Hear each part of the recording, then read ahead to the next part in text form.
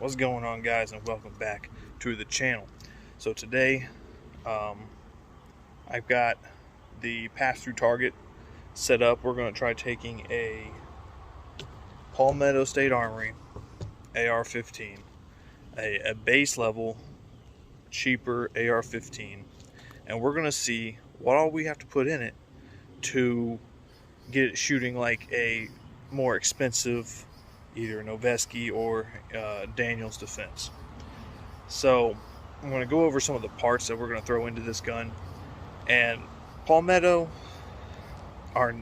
they're not inexpensive. Well, I mean, they're inexpensive, but they're just a good overall gun. We're going to see what we can do on this gun, what parts we can put in it to mitigate some recoil. Alright guys, so here it is. We got our pretty much base Palmetto State Armory. The only thing done to this rifle is the Spitfire Vortex and our angled foregrip. Still got just the A2 flash hider. 1.7 barrel twist. This stock is pretty horrendous. I'm not a fan of the stock, but we're going to start, just take some baseline shots, see how the recoil is on it, and we'll go from there. But that being said, we're going to try a J-Comp Strike Industries. We also have their Optimus. Wait, yeah, Optimus. Yeah, we're going to be getting into this because this is the first time I've ever used an adjustable weight buffer. So we're going to get some baseline shots through, get everything recorded. Alright guys, we're going to go ahead and get this charging handle swapped out of here.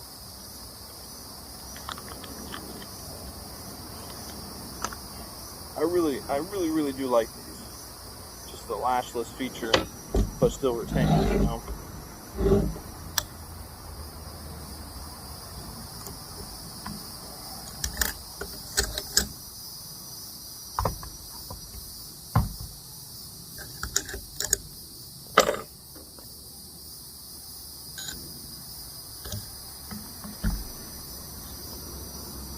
Oh my goodness, I am violating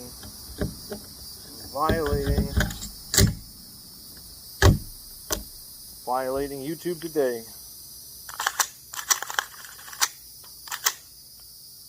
Wondering. Oh yeah. Oh, that's cool. See, just a simple charge off the plate carrier. Of course, we're empty. Fantastic. Shooting hand goes, or charging hand goes down. Just give her a bomb like that, chamber around. Single hand, we're having to hold it like this. Get your shots on target. Very cool. That's why I love these charging handles. But it's also, it's retained. So it's not flopping around all willy-nilly in there. You know what I mean. Alright, so we're going to get a couple shots at this pass-through target down here.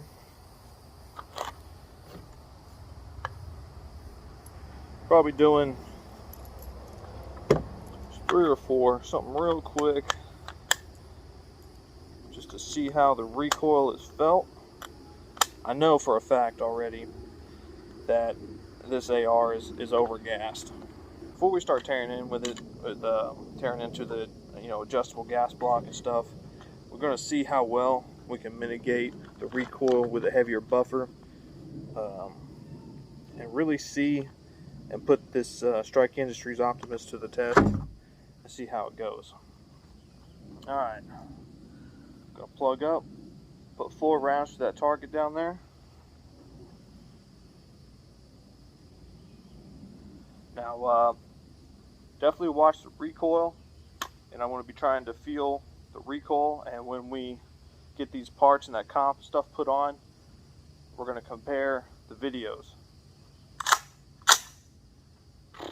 I like that so much.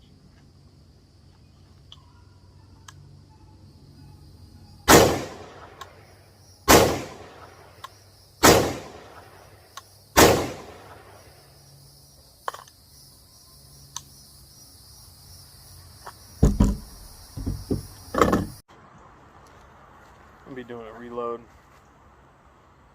A little drill with the reload. And, just pretty much getting a base of the stock, the stockness of the Palmetto State Armory here. See what we can do.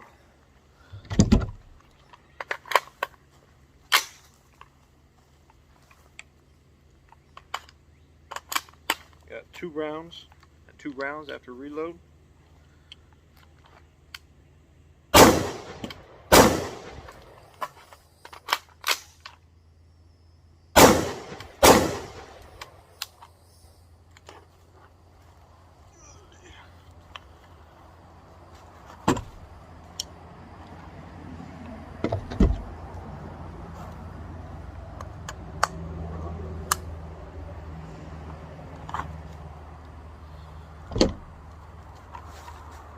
We got 1 round, reload.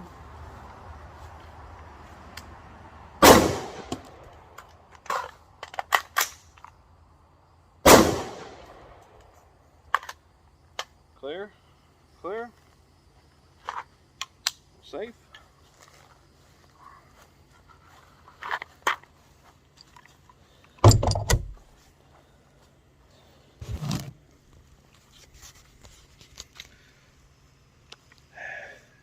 I mean, it definitely shoots like just a mil-spec AR, but I really think increasing the buffer weight, getting a good comp on it is going to help a lot.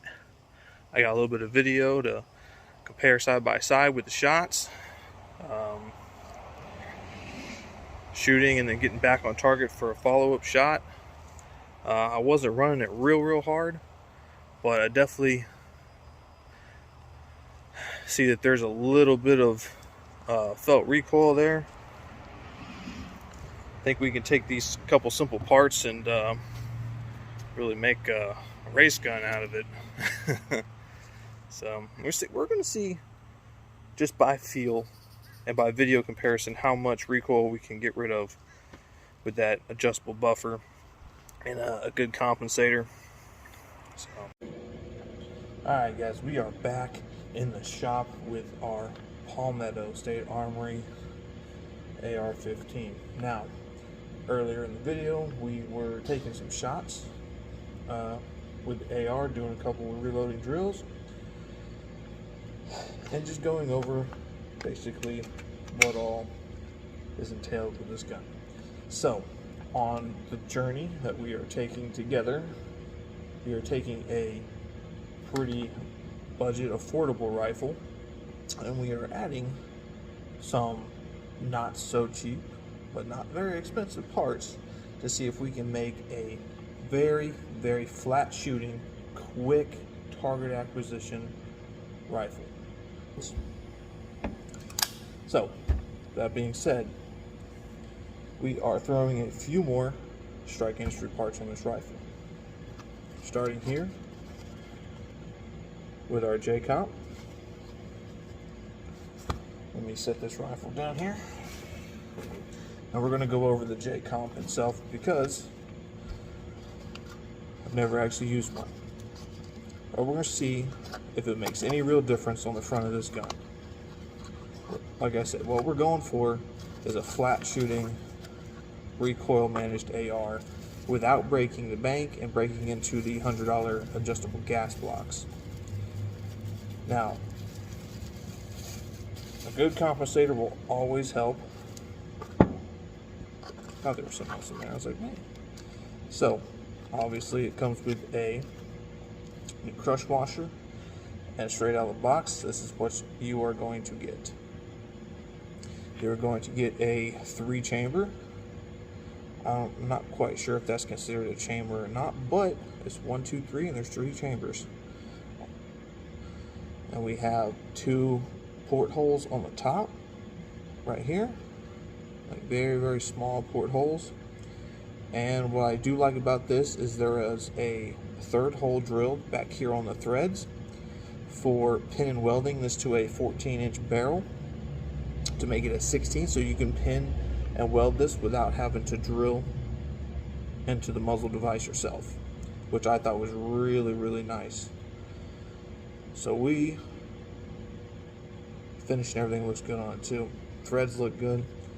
So, like I said, I'm not sucking off Strike Industries, but it is a very, very nice compensator, and we are definitely going to be testing the mitigation of the felt muzzle rise and recoil.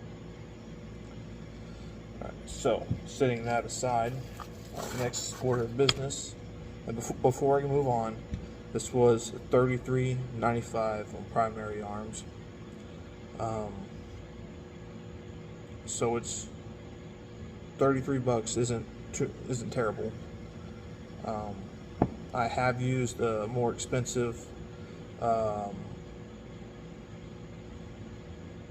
Midwest Industries 3-hole from Midwest Industries, which is in the $40 range, I believe, and that thing works phenomenally. I know that for a fact. Okay, so moving on from this, we got our Optimus. So this is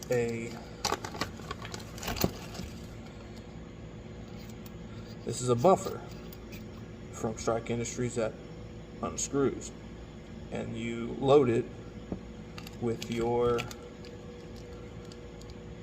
weights.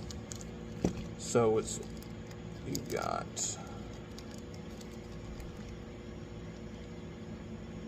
2 steel weights, and then you've got 2 what appears to be plastic weights, I guess, for a filler. You got these little, I believe these are they're little foam spacers that go in between all the weights to keep the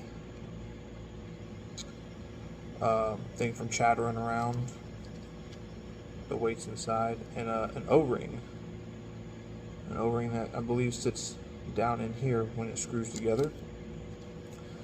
You have your 2 aluminum weights, and you have your 2 tungsten weights. I'm actually going to grab the scale right now and pull out the buffer out of our Palmetto, and we're going to slap it on the scale and see how many ounces we got. So it's got on the card that comes with it, you can see this.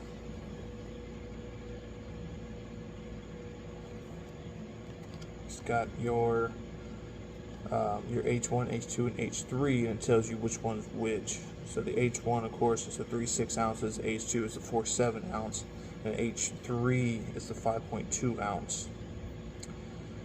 So that's pretty cool that they included all that. The configurations, everything tells you how many tungsten and how many steels. So I'm fairly certain that the H1 is what's in this rifle, but I'm going to get the scale and we're gonna check it together. See what kind of weight we're talking here. So this way we up it to the H2 and then the H3 and actually see what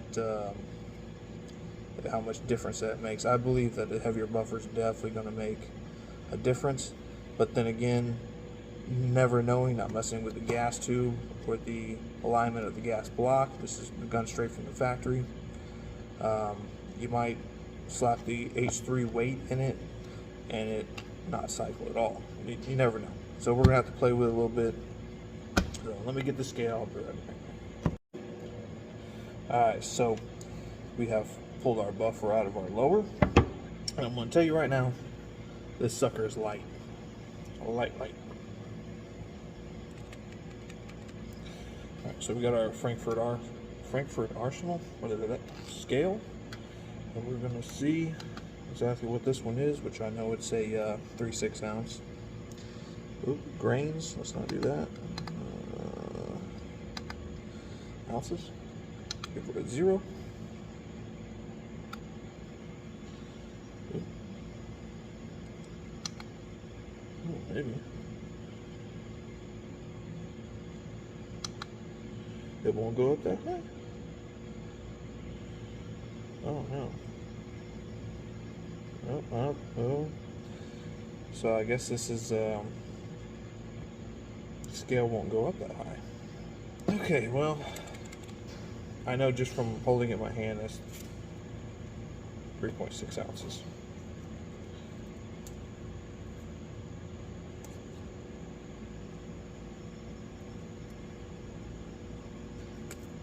Okay, so we're going to slap it back together.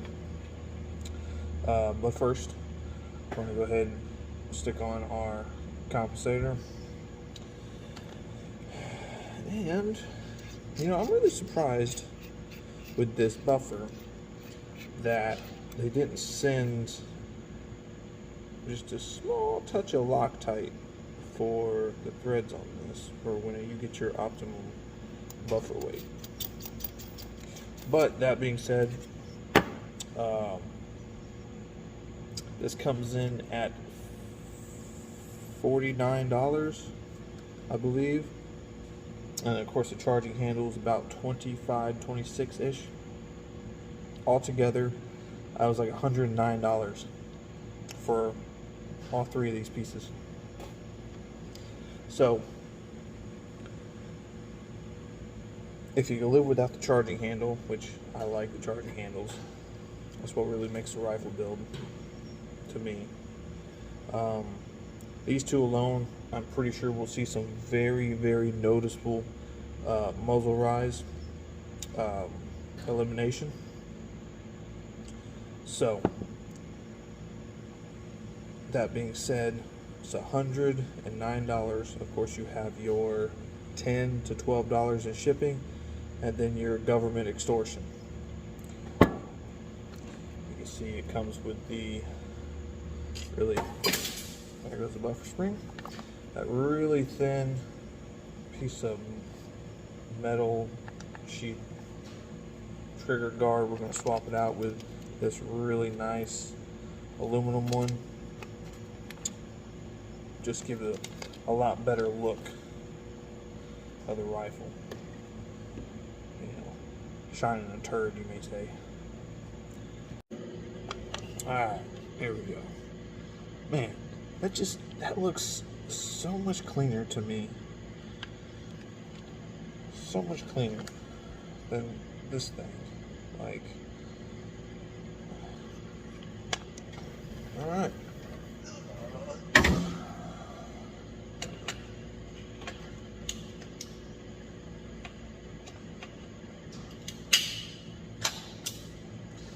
Alright, very nice. Got us a nice trigger guard on there. Strike latch, the charging handle, and our J-comp. I am going to work on, I think I'm going to go ahead and set this up. I mean, my powder scale wouldn't measure up to 3.6 ounces. So, oh well. I'm going to set this up for, I know the buffer in this is 3.6.